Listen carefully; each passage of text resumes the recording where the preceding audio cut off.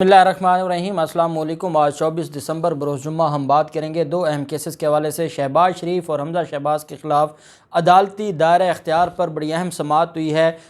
FIA का जो money laundering का केस है और उसमें जो क्वेश्चन ऑफ लॉ था कि आया बैंकिंग अदालत की जुरिस्डिक्शन और दायरा इख्तियार समाअत बनता है इस केस में, या ये मामला जो स्पेशल कोर्ट है, सेंट्रल जज स्पेशल हैं, उनके पास जाए और जो रेलिवेंट अदालत हो उसमें ये चलान सबमिट करवाया जाए। क्योंकि शहबाज शरीफ एंड कंपनी के ख़िलाफ़ जो चलान का मामला था ये बड़ा दिलचस्प हो गया था और उस पर ड्यूटी जज ने बड़े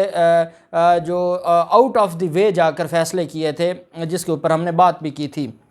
बहरहाल आज उस पर समाअत हुई है और FIA के वकील ने अदालत में आर्गूमेंट्स किए हैं, वो उसकी तफसीलात आपके साथ शेयर करूंगा। उससे पहले मैं आपको बताता चलूं कि शरीफ ख़ानदान के ख़ासुल ख़ास आदमी और वो राना शमीम, जिसके ख़िलाफ़ जो मामलात हैं वो दिन ब दिन ख़राबी की तरफ जा रहे हैं, और राना शमीम के हवाले से जो इल्ज़ामात लगाए गए थे, जो राना शमीम की तरफ से साकिब निसार पर और इस्लामाबाद हाई कोर्ट पर इल्ज़ाम लगाए गए थे, वो सारी चीज़ें जब अब सामने आई हैं और वो जो मामला है जब खुलकर सामने आया है तो उसमें ये बात वाज़ेह हो गई है कि राना शमीम तो झूठ पर मबनी उसके सारे के सारे इल्ज़ामात थे। अब राना शमीम वहीं पे शहीद जुल्फ़िकार अली भुट्टो यूनिवर्सिटी के वाइस चांसलर भी हैं, ला जो यूनिवर्सिटी है उसके वाइस चांसलर हैं। उस बुनियाद पर इनके ख़िलाफ़ एक कार्रवाई की गई थी और ये कहा गया था कि राना शमीम का जो मामला है इस पर एक लेटर लिखा गया था अज़हर सदीक़ एडवोकेट साहब की तरफ से, और ये लेटर सदर पाकिस्तान को लिखा गया, गवर्नर सिंध को लिखा गया, जो इसमें वज़ीर आला हैं सिंध के और जो चीफ़ सेक्रेटरी सिंध हैं, इन सब को ख़त लिखा गया। और ये कहा गया था इसमें जो कहा गया था कि जो नोटिफिकेशन है जो डेटेड 20/9/2019 से है और उस जो नोटिफिकेशन है उसका नंबर भी दिया था कि इस नोटिफिकेशन को विड्रॉ किया जाए। इस नोटिफिकेशन में क्या था, ये वो नोटिफिकेशन है 2/9/2019 का जिसके तहत इसको वाइस चांसलर अपॉइंट किया गया था, मुकर्रर किया गया था। इस लेटर के अंदर ये कहा गया कि हमने पहले नवंबर में आपको एक ख़त भेजा था और हमने आपसे ये गुजारिश की थी कि इनके ख़िलाफ़ कार्रवाई की जाए, क्योंकि ये रियासत को बहुत बड़ा नुकसान पहुंचा रहे हैं और रियासत के लिए ये वो लोग हैं जो हमेशा रियासत का नाम इस्तेमाल करते हैं और रियासत का ये पैसा खा रहे हैं। इसमें यह कहा गया कि vice chancellor Rana Shamim 3 million रुपए तनख्वाह ले रहा है, 30 लाख रुपए तनख्वाह ले रहा है, और वो यूनिवर्सिटी में सिवाय चंद एक दिनों के 2019 से लेके आज तक, सिवाय चंद एक दिनों के वो आज तक गया ही नहीं है यूनिवर्सिटी। उसने क्या किया, ड्रामा आप इनका देखें कि उसने एक सब ऑफिस बना दिया, यूनिवर्सिटी कराची में है, उसका सब ऑफिस बना दिया इस्लामाबाद में, और वो सब ऑफिस में बैठकर सारे मामलात को देखता है। वो यूनिवर्सिटी जाते ही नहीं है, जब वाइस चांसलर यूनिवर्सिटी जाएगा नहीं। अब उसकी वजह क्या है, उसकी वजह यह है कि एक तो ज़रदारी ख़ानदान और शरीफ ख़ानदान का वो मंजूर नज़र है, और दूसरा ये है कि ज़रदारी माफिया को ऐसे ही बंदा चाहिए कि जो अपनी तनख्वाह ले और साइड पर बैठा रहे और सारे काम ज़रदारी माफिया की मर्ज़ी से हों। वहाँ पर जो सिंध हाई कोर्ट बार है, वहाँ पर जो सिंध बार कौंसल है, वो उनका वहाँ पर एक ख़ास असर व रसूख है। ये जब सारी चीज़ें आई थीं और ये सारे मामलात सामने आए,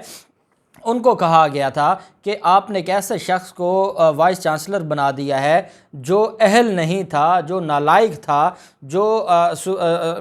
किसी भी पाकिस्तान की किसी अदालत का जज नहीं था। वो सिंध हाई कोर्ट का जज था लेकिन उसको रिमूव कर दिया गया था। वो था जिसने जो इमरजेंसी कवानीन थे उसके तहत हलफ लिया था, और हलफ लेने के बाद जब वो सारा का सारा मामला कलअदम हो गया, ये भी डिसमिस फ्रॉम सर्विस हो गया, फारिग हो गया, रिमूव कर दिया गया इसको, जज की पोस्ट थे। तो ये अब जज कोई ना किसी हाई कोर्ट का है पाकिस्तान की, ना सुप्रीम कोर्ट का जज था, ये चीफ जज था गिलगित बल्तिस्तान का। वो कॉन्ट्रैक्ट पर 3 सालों के लिए रखा जाता है और वो भी मुस्लिम लीग नून और जरदारी माफिया ने मिल मिला करके उसको रखा। और इसमें यह कहा गया कि ये जो माफिया है, ये जो माफिया का सरगना है राना शमीम, क्योंकि गिलगित बल्तिस्तान में जो पाकिस्तान पीपल्स पार्टी है उनका भी एक बहुत बड़ा वहाँ पर एक माफियास का एक गिरोह है, एक टोला है, اور یہ بطور چیف جج گلگت بلتستان اس نے اتنی مہربانیاں کیں، اتنے احسانات کیے زرداری مافیا پر کہ اس کے بدلے میں اور ان احسانات کو چکانے کے لیے انہوں نے اس کو 2019 میں وائس چانسلر بنا دیا رانا شمیم کو۔ رانا شمیم آج تک عہدہ انجوائے کر رہا ہے، کوئی اس کو پوچھنے والا نہیں ہے۔ 3 ملین حکومت سندھ کے، جس حکومت سندھ کو یہ کہا جاتا ہے کہ آپ یہ کام نہیں کرتے، آپ وہ کام نہیں کرتے، عوام کی فلاح و بہبود کے لیے آپ ایک پارک نہیں بنا سکتے، اور کہتے ہیں ہمارے پاس تو فنڈز نہیں ہیں۔ جو یہ کہتے ہیں کہ ہمارے پاس فنڈز نہیں ہیں، وہ ہر مہینے صرف تنخواہ کی مد میں رانا شمیم کو، جو یونیورسٹی میں جاتا نہیں ہے، 3 ملین روپے دے رہے ہیں۔ تو اس کو چیلنج کیا گیا تھا، تو یہ ایک ریمائنڈر بھجوایا گیا ہے۔ یہ بیسیکلی ایک پٹیشنر ہیں، ان کے تھرو اظہر صدیق ایڈوکیٹ صاحب نے یہ درخواست دائر کی،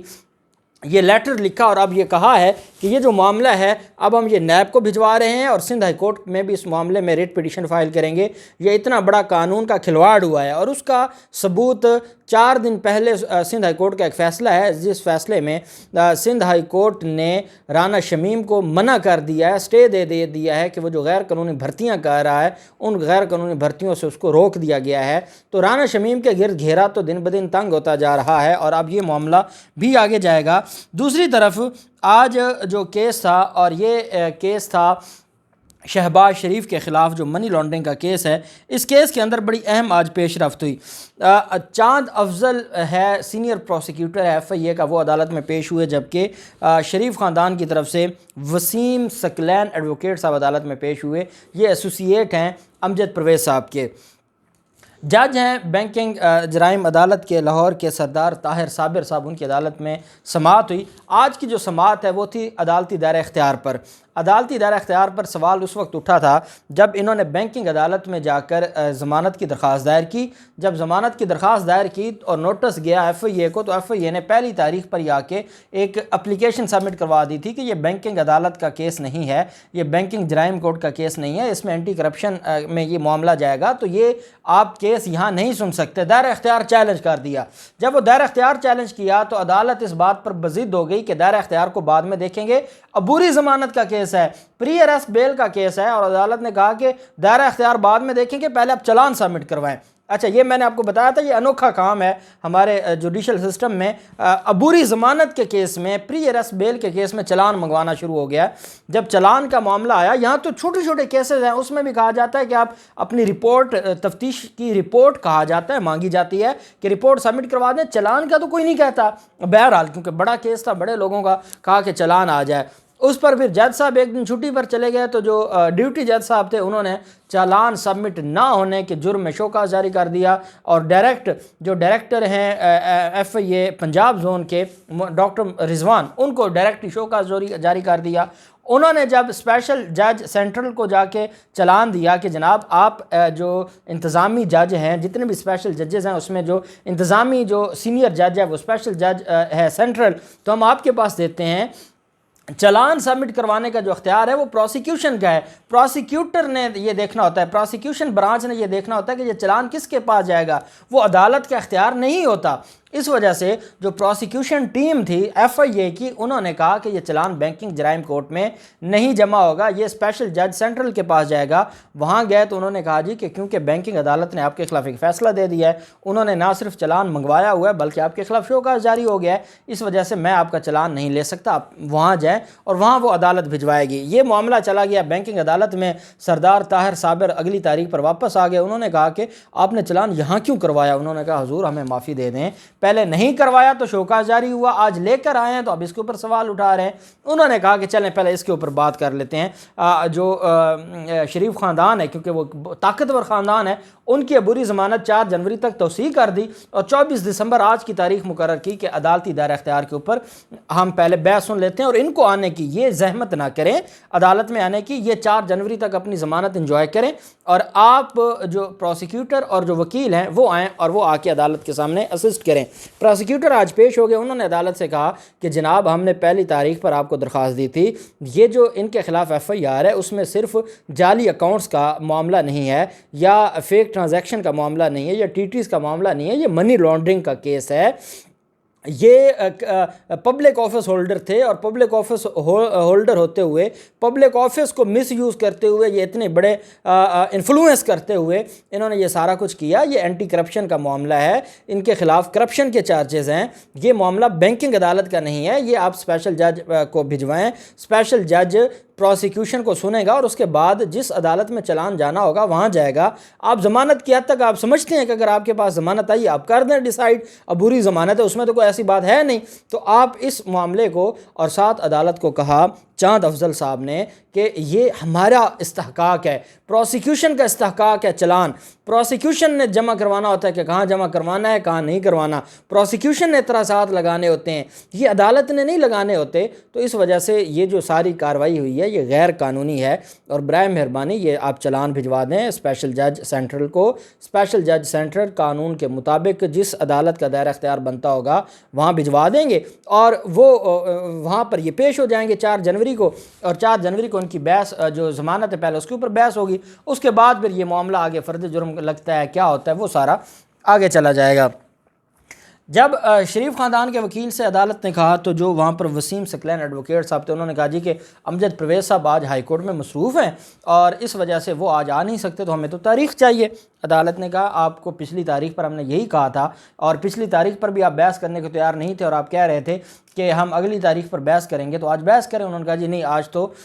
جو امجد پرویز صاحب ہیں۔ اچھا، اب جو جہاں پہ یہ بینکنگ جرائم عدالت ہے، یہ جی پی او جو چوک ہے اس کے سامنے ہے، اور ساتھ ہی بالکل ساتھ جو ہے وہ ہائی کورٹ ہے۔ اب کتنی دیر لگتی تھی، اور یہ جو چلے ہائی کورٹ میں تو کیس انتظار میں نہیں ہوتا، وہاں گئے وہ اپنا کیس کر کے آ گئے، تو وہ آ سکتے تھے اگر آدھا گھنٹہ 2 گھنٹے 12 بجے کے لیے انتظار میں رکھ لیتے۔ نہیں، عدالت نے ان کی جو استدعا تھی اس کو منظور کرتے ہوئے 4 جنوری کی تاریخ مقرر کی ہے، اور عدالت نے پراسیکیوٹر کو کہا کہ آپ بھی مزید اس میں بحث کریں، اور امجد پرویز صاحب کو موقع دیا کہ آپ تشریف لائیں، اور اس دن ملزمان بھی آئیں گے اور عبوری ضمانت بھی اسی دن لگی ہے، تو 4 جنوری کو ہم اس کے اوپر بحث کریں گے اور دیکھیں گے کہ آیا دائرہ اختیار بنتا ہے یا نہیں بنتا۔ اور یہ جو معاملہ ہے یہ صرف